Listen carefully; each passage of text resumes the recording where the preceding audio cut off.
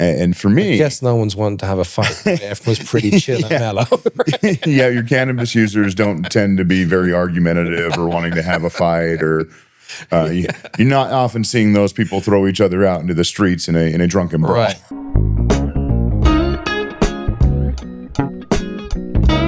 Hey everybody, welcome to another episode of Chamber Talk, and I'm with Sean Cystal from 710 Spectrum. Sean, thank you so very much for being on an episode of our podcast today. Thank you. Thanks for the invite. I think like I said to everybody else that's been sitting in the chair with me, we're just going to have a great conversation today, and just kind of go with the flow. So let's just start off with a very simple question. So tell us your story.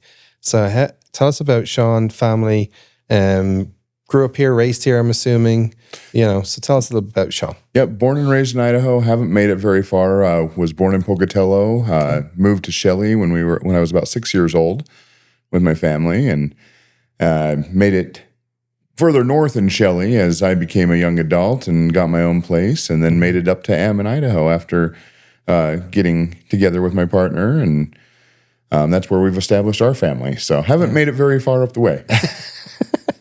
So went to school here? Or where'd you go to school? Went to school out in Firth for most of my schooling. Did kindergarten in Pocatello. Started studies at ISU, and life kind of kicked me in the teeth for a minute and said that wasn't the direction I was going. Yeah. And so what are the things that kind of you love about this area that's kept you here for all these years? I think the biggest part is the ease of being able to have the getaway while being able to have the city life at the same time. Mm-hmm. So being able to go and get the groceries in the city and have the fun of some nightlife and whatnot.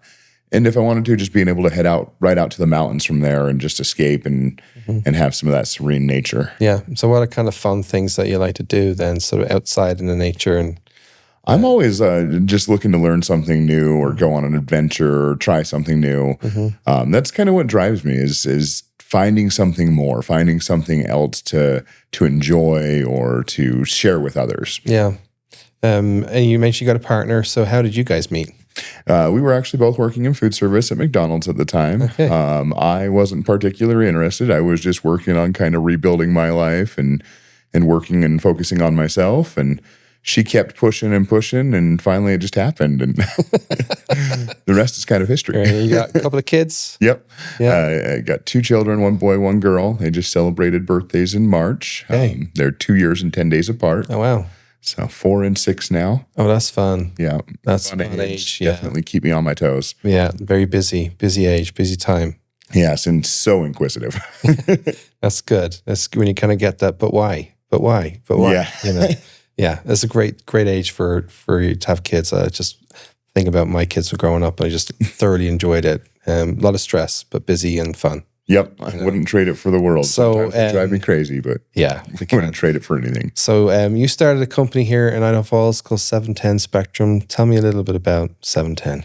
Yeah, so early on in life, I wound up going down kind of a rebellious stage, hanging out with kind of the odd crowd. I wanted to learn faster than my teachers wanted to teach me, and that led me to going out and seeing what the street was like instead of what everybody else was doing. Right. So I climbed out of the box a little bit early. Yeah.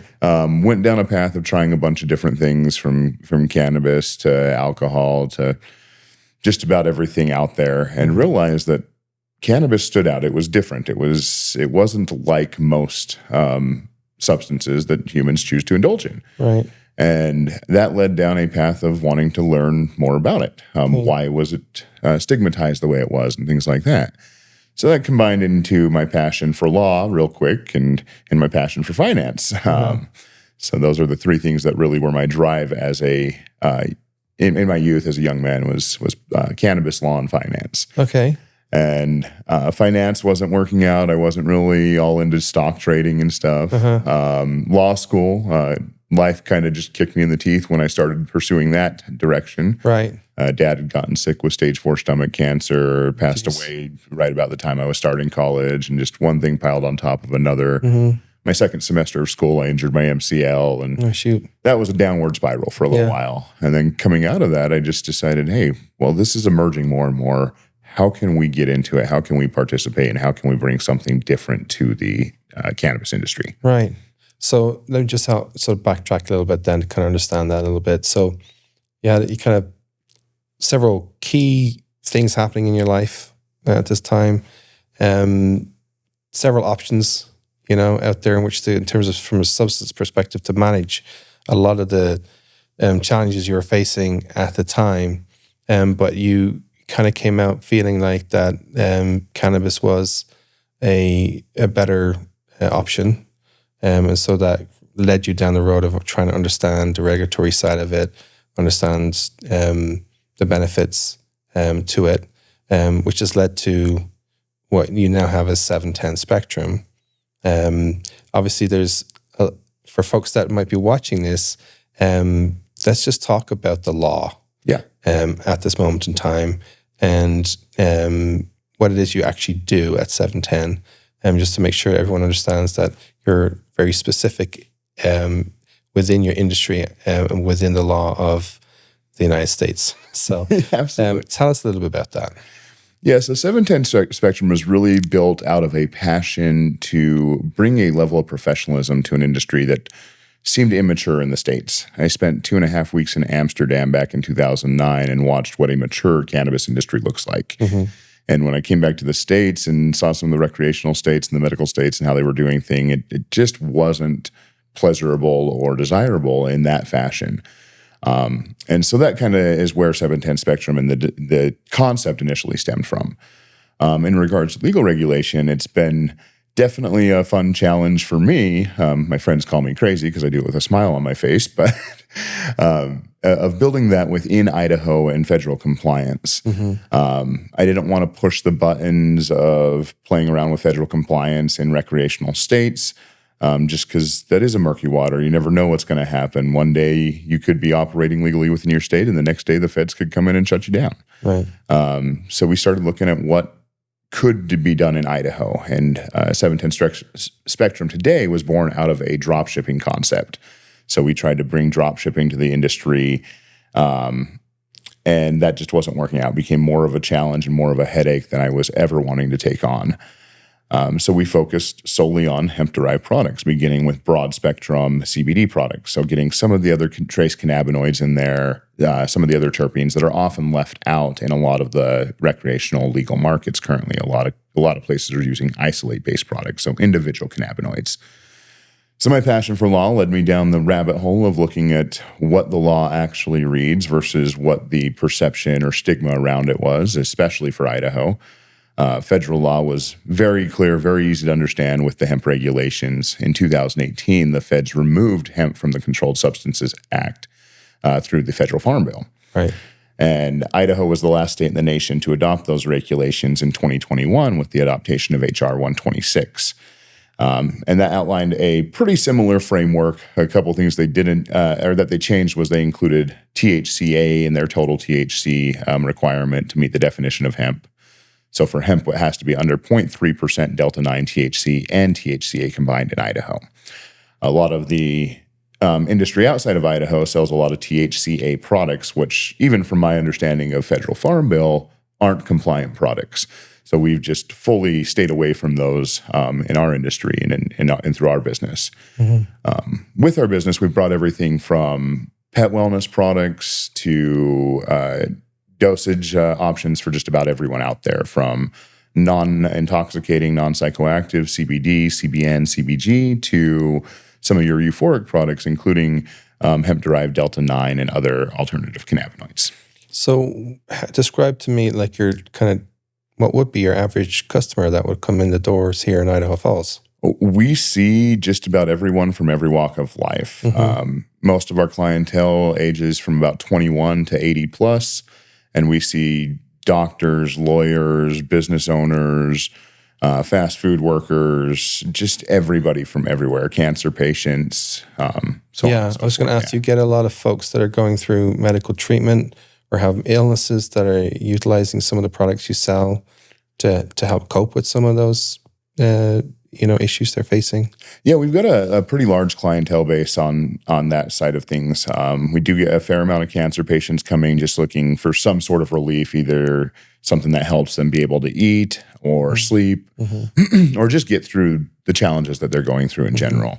That's one of the core ones we see on the medical side. We also get a handful of people with Dravet syndrome that have come in and have had basically zero success with Western pharmaceuticals and have picked up some of our products and have actually eliminated their plethora of prescriptions and are living almost seizure-free lives on our products versus what they were living with pharmaceuticals. Wow. And then in terms of the pets, so you mentioned pets. So what do you typically see with a pet owner when they come in and saying what are they looking for? A lot of the pet owners are just looking for something to help calm their pet down. Okay. Mostly, that's the big one. Mm-hmm. So the separation anxiety disorders and things like that we see, or excessive energy. Mm-hmm. Just the dogs mostly is what we see on that end. People just wanting to have a little bit more peace with their animal. Mm-hmm. We do have a handful of clients that come in looking for similar stuff as far as that cancer relief. We've got some dogs with cancer and dogs with hip dysplasia or things like that our customers are commonly using the pet products for. That's really interesting. When you were kind of like setting up the company, obviously you're doing it in a state that is well known for its conservatism and restriction around recreational use of any kind of drug. How do you kind of answer those questions from people who would be concerned about this being a kind of an opening to broader like legalization of the use of marijuana? How do you handle that?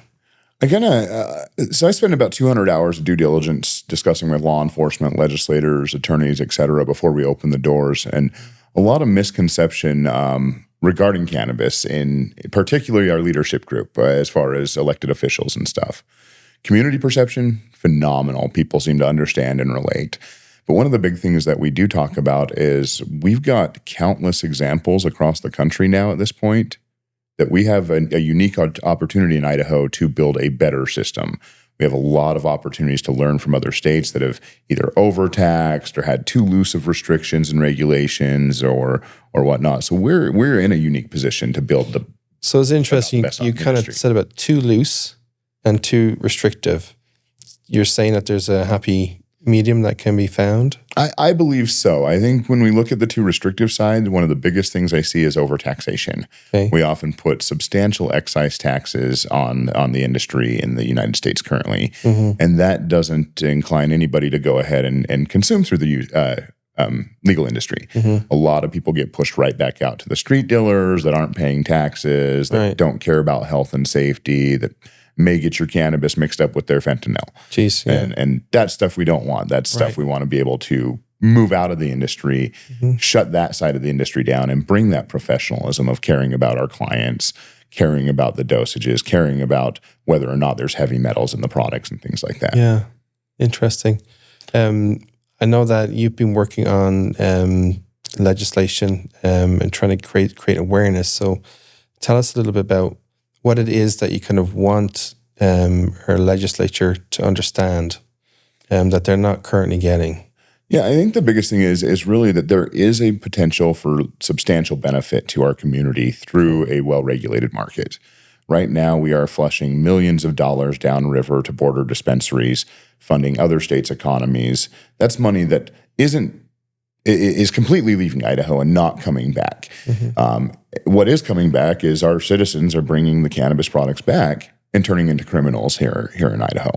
So it's not, the laws aren't stopping the industry. They're not stopping people who want access to it. They're not stopping it from being here. They're just turning our citizens into criminals rather than putting that money to work for Idahoans. So just tell me again, I'm an idiot in this whole sector, right? So what's happening is that folks, rather than being able to purchase what they need here in Idaho, they're traveling across state borders and just bringing it back. Anyway, that's happening anyway. That's correct, yep. Whether we like it or not, that's what's happening. But the fact that they're bringing substances back across the state border, coming into the state, then that makes it a criminal offense. Correct. And if they were found with the product on them, what would happen? They can face fines, jail time, probation, have court mandated treatment potentially, and could risk losing their livelihood. Right. So how do you kind of balance we've talked about there's a medical component to it, and I really understand that. I've known folks over the years have utilized hemp-based products over the years to kind of manage pain, especially when they're going through things like chemotherapy or whatever they might be going through. Same with pets. The recreational component of it is something that I still haven't been able to kind of 100% wrap my head around. Yeah. Now, the closest thing I could equate it to it would be alcohol consumption, going to a bar, having an alcoholic drink and sitting down and socializing with friends. That has become a socially accepted and cultural norm. Then you kind of think about, okay, when we talk about recreational use, for me, that conjures up a variety of different images and a broad spectrum of that. And usually it comes with a criminal component to it. How do you address that particular issue to help people understand where you're coming from? So I think you're not far off with comparing it to the alcohol industry. What I noticed from my stay in Amsterdam was that the cannabis industry seems to be a little more like your local coffee shop versus your bar, though. Yep. So you still got that social aspect, but it's a lot more calm and laid back environment versus the rowdiness that you'll often see in the bar crowd. True. And for me, I guess no one's wanting to have a fight. Everyone's pretty chill and mellow. Right? Yeah, your cannabis users don't tend to be very argumentative or wanting to have a fight, or you're not often seeing those people throw each other out into the streets in a drunken brawl. Right. But also maybe major hungry afterwards. Yes. So there's definitely some hunger that generally comes with most strains. No, I know, I get it. And then the way you kind of described it, of being out to Amsterdam before, and you're right, it is that kind of social component to it. And it's an interesting model that you're kind of comparing it to. Of course, not a lot of folks here would understand that, having never been there. Yeah. To have that comparison. So this is all very new and therefore scary, and there's a lot of fear. And I think good reason for that too, right? One of my favorite shops, actually, when I was in Amsterdam, and I think it kind of brings it all together, was a pancake house that was also a coffee shop. Okay. In Amsterdam, they're known as coffee shops. They're not known as dispensaries or whatnot. But it was one of my favorite places because you could sit down, you could order your cannabis and order your breakfast at the same time, right? And just enjoy a fresh start to the day and that relaxation that comes with that. You know, have your joint or your edible before you start eating your meal, and by the time you're done with your meal, you're starting to kind of level out a little bit. Interesting. So I know that with everything that you've been doing a lot. I've seen you run for mayor at Ammon, and I've seen you throwing your hat in the ring for running for governor. But one thing that I think that kind of carries through some of the things that you're doing is your genuine love for the community as a whole. And I've seen that with you as I've gotten to know you over the last year or so, with your support for the chamber, and especially for the work that we do in the community. So I'd love just to kind of tell me why that was important to you. That's something that for me kind of got instilled very young, just wanting to do good things for other people. I've got 2 daily goals in life. Number 1 is to learn something new, and number 2 is put a smile on somebody else's face. Not in that particular order, just whichever way they come throughout the day. Sure. And those 2 simple goals make my daily life so much better. They're easy to accomplish. They're fun to accomplish because I'm gaining knowledge and I'm making somebody else's day better. Yeah. And so that's kind of where that whole concept stems from. Yes. And I've always gotten more joy out of just being able to do something good or nice for someone else than just about anything else I've done in life. Love that. And so what are the kind of key things that you've kind of benefited from by being a member of the chamber? What would you say kind of stood out for you over the last year or so? Definitely having the opportunity to connect with people who otherwise I may not have been able to connect with through the industry in general, people that may have otherwise turned their nose up at us or whatnot. It's opened up the conversation and really created just some amazing friendships, some amazing community partnerships. Yeah, good. And I know that you've also been heavily involved with just supporting some of our other programs around the chamber as a whole as well, sponsoring our gala, as well as you're an annual sponsor, as well. You got a video that goes up, kind of welcomes people to our lunch and all those kind of things. So thank you so much for supporting that.